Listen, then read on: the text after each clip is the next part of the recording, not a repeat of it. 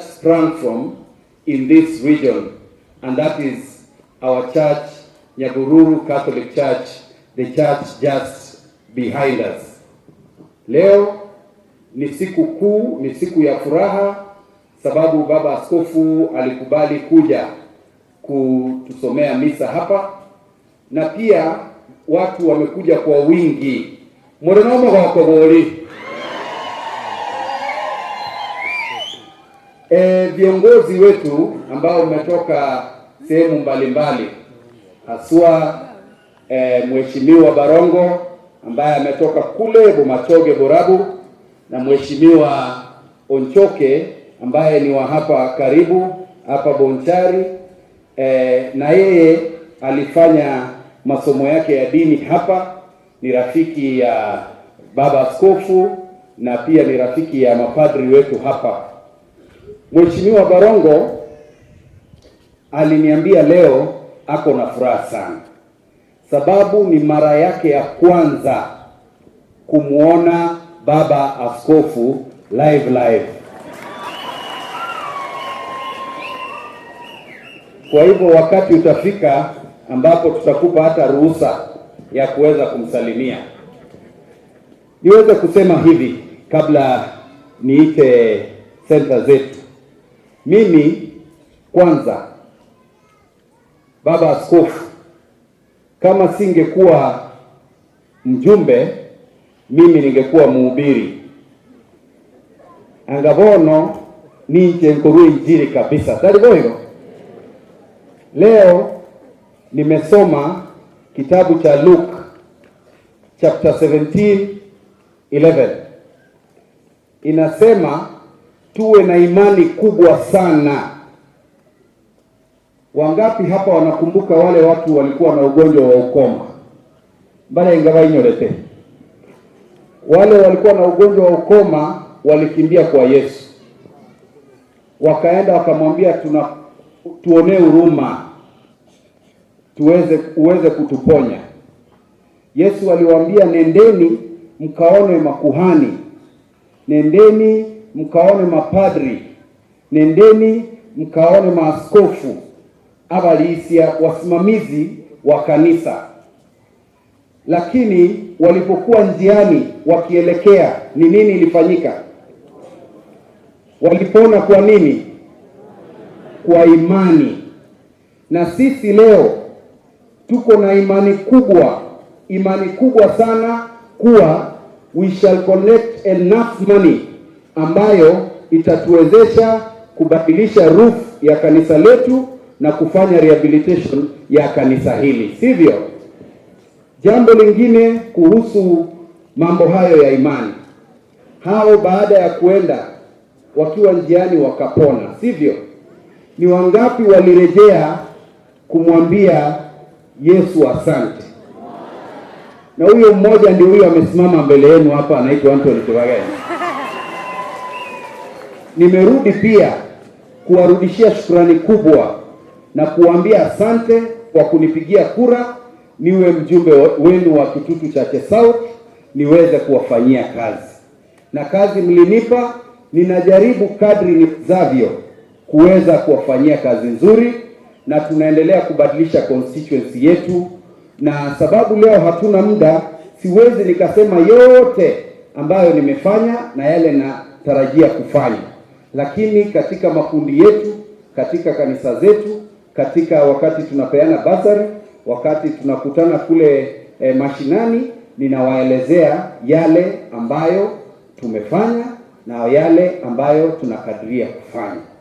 Ya hapa karibu pengine ni barabara yetu hii ambayo inapita Nyahururu ikienda pande hii ikienda Keore.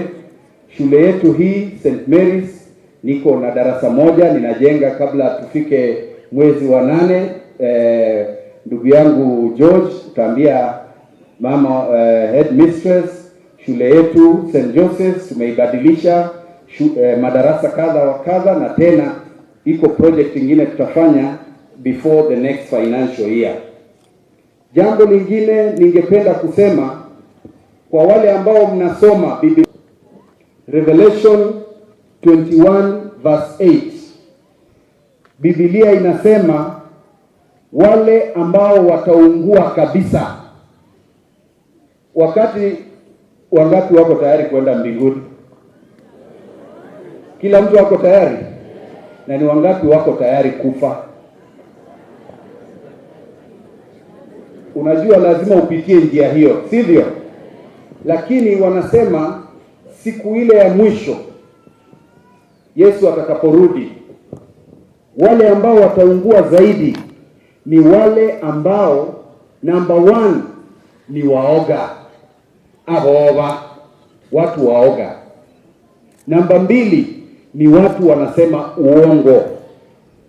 Namba 3 ni wasinzi na wengine mengi ambayo Biblia inasema. Kwa hivyo mimi leo nimekuja hapa niwaambie, mimi mlinichagua kama mjumbe wenu niende kule Nairobi niwapiganie, niweze kuwa represent, nisiende huko kuwa muoga na kuungana na serikali ambayo inatudhulumu sasa hivi. Mlitutuma tuende kuongeza ushuru kule Nairobi, mlitutuma tuende kuongeza cost of education. Ndio haswa leo hatuna maneno ya siasa hapa, lakini ningependa kusema serikali kuu ya nchi yetu imeumiza Wakenya na mambo ya ushuru. Last year tulikataa finance bill, wakalazimisha, wakatumia wajumbe ambao ni waoga, ambao walilazimishwa wakaweza kupitisha hoja ile. Tena mwaka huu wameleta hoja ya kuongeza ushuru maradufu. Mnanituma niende kuongezea ushuru? Kwa hivyo ninaomba wajumbe wengine tuungane kule bungeni tuweze kuambia serikali inaumiza watu wetu. Tungekuwa na wakati ningewaelezea zaidi ndani. Nimalizie kusema mchango huu tulialika wageni wengi sana. Tulianza na spika wetu wa National Assembly, Speaker Moses Wetangula, ambaye alikuwa hapa wakati fulani na akatoa ahadi kwamba atakuja atusupport. Tukaweka tarehe 7 mwezi wa 4, lakini hakupata wakati. Akani request nikasongesha mpaka tarehe 26 ambayo ni leo, lakini hatujaweza kuwasiliana. Alhamisi aliniambia alikosa ndege ambayo alikuwa anafaa kukomboa aje naye. Sijui kama amemzungumzia mmoja wetu hapa, lakini bado, na tunaomba will reach to his office baadaye tuone vile anaweza kusupport. Niliwaalika pia wa MCAs wetu na wengine wamefika hapa, wajumbe wengine hawajaweza kufika, na najua padri wetu mkuu pia aliwaelezea, na ninaona tumefanya vizuri sana kwa centers zetu. Tumetoa hela nzuri ambazo zitaweza kusaidia kuendeleza kanisa letu. Tuko na centers kadha wa kadha hapa.